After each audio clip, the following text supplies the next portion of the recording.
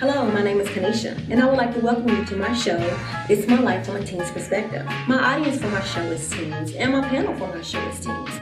I would like to offer my teens a chance and a way to vent out to the world of their issues that they're facing. So I'm starting to see more and more young guys carrying handguns, and it's kind of scary. How do you all feel about young men carrying handguns? I never wanted a gun, never wanted to carry a gun because of what my father went through. He was shot multiple times in the leg and the back, and seeing what he went through and his recovery and all that just made me want to stay away from all that stuff, because unlike other guys carrying guns, I want to do something with my life. That's why I'm in school now, just to stay away from trouble, getting away from home, away from the neighborhood, trying to better myself so that I can show my little brothers and my cousins and the kids looking up to me that it's a better way to go.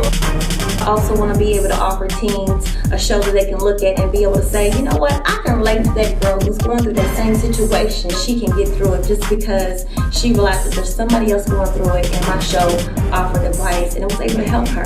I'm starting to see more and more young teen mothers with kids, and sometimes 1, 2, or 3 kids at such an early age, actually under the age 21.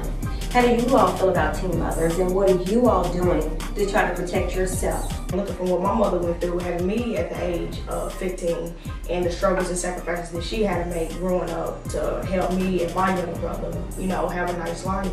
I feel like that it's a real struggle, and I feel like that a lot of teens that get pregnant really don't know what they're getting themselves into, and I feel like they struggle more, and they have to grow up fast. I found that in the African American community, that young girls tend to go and search for love in other capacities, and they do this by having sex or other activities, but a lot of us do having sex and thinking that maybe a guy or even a child could fill that void that they feel left from their father. And another issue I find is that in our public school systems, they teach abstinence and drill that in so much, but I think that it needs to be taught that you should abstain from sex. Maybe that's the way you should go, but if you are having sex, here's how you need to protect yourself. What I'm hoping to gain from the show is teen health support groups. I'm hoping there will be doctors and psychologists actually sitting in on the panel, providing teens with useful information that they can use in their everyday living.